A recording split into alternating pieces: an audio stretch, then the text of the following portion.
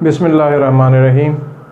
हमने टेंसेस का एक राउंड कंप्लीट कर लिया है और मैं ये सोच रहा था कि टेंसेस के अलावा जो टेक्निकलिटीज़ साथ इस्तेमाल होती हैं जब कोई सेंटेंस हम लिखते हैं, पढ़ते हैं कहीं, तो वो सारी साथ आपको इसके साथ समझा देनी चाहिए ताकि जब वो ब्लेंड होकर कहीं किसी बुक में मौजूद हों, किसी आर्टिकल में मौजूद हों, तो आप उनको पढ़ के हैरान ना हो जाएं या ऐसा हो कि आप पढ़ के कंफ्यूज हो जाएं कि पार्ट्स ऑफ स्पीच तो हमने पढ़े हुए हैं, ये यहाँ क्या कर रहे हैं, यहाँ हम इस चीज़ को किस तरीके से पार्स करेंगे। तो डिटर्मिनर्स एक टर्म इस्तेमाल होती है। डिटर्मिनर्स का मतलब ये होता है कि जी वो वर्ड्स जो कि नाउन से पहले आते हैं और नाउन को क्वालिफाई करते हैं, यानी नाउन से मुताल्लिक हमें डिटेल्स देते हैं, उनको हम डिटर्मिनर्स कहते हैं। एक टर्म यूज़ होती है प्री डिटर्मिनर्स की, ये डिटर्मिनर से भी पहले आते हैं, कोई नई चीज़ नहीं है, ये चीज़ें आपने मुख्तलिफ क्लासेस में मुख्तलिफ बुक्स में पढ़ रखी हैं, सिर्फ टर्म का फ़र्क है। इस टर्म को समझ लेने से वो सारी एक ही हेडिंग के नीचे आ जाएंगी और उनको समझना आसान हो जाएगा। तो determiners are words placed in front of a noun to make it clear what the noun refers to. वो नाउन से पहले आते हैं, जैसे कि नीचे मैंने एग्जांपल्स में भी शो कर दिया कि नाउन से पहले वो वर्ड्स जो आते हैं वो कहलाते हैं डिटर्मिनर्स, और वो नाउन के मुताल्लिक हमें कुछ डिटेल्स जो हैं उसके मुताल्लिक अपडेट हमें करते हैं। तो लिहाजा इनको हमने देखना है कि कौन कौन से वर्ड्स हैं जो आते हैं। तो लिहाजा अगर पार्ट्स ऑफ स्पीच की कैटेगरी में देखें तो पार्ट्स ऑफ स्पीच की कैटेगरी में दो चीज़ें ऐसी आएंगी जो कि नाउन से पहले आती हैं आमतौर पर। नंबर एक, नाउन से पहले एडजेक्टिव आ जाते हैं। हमने कहा ही है कि वो वर्ड जो नाउन से पहले आता है और नाउन को क्वालिफाई करे तो हम कहते हैं ये एडजेक्टिव है। नाउन से पहले आर्टिकल भी आता है, तो आर्टिकल भी जो है डिटर्मिनर है, एडजेक्टिव भी डिटर्मिनर है।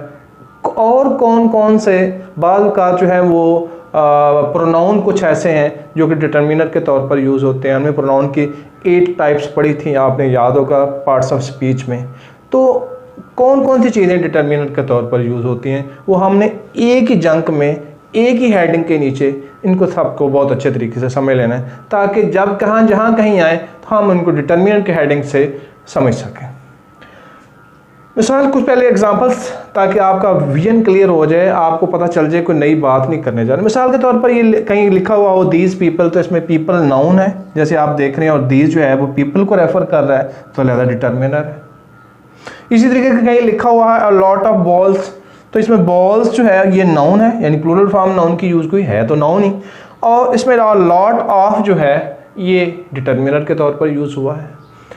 नेक्स्ट एग्जांपल में देखें लिखा हुआ हम जैसे कि the teacher was standing in the class, तो अब द टीचर क्या, टीचर तो नाउन है, हमें समझ आ गई कि ये नाउन है जी, टीचर जो है वो नाउन है। तो लिहाजा द क्या है, डायरेक्ट टीचर से पहले आया है तो डिटर्मिनर है। इसी तरीके से आ बॉय, बॉय इसमें नाउन है और उसमें आ जो है वो डिटर्मिनर है। जैसे कि मैंने कहा था कि आर्टिकल सारे डिटर्मिनर्स में आएंगे, दा भी आर्टिकल था वो भी डिटर्मिनर में आया।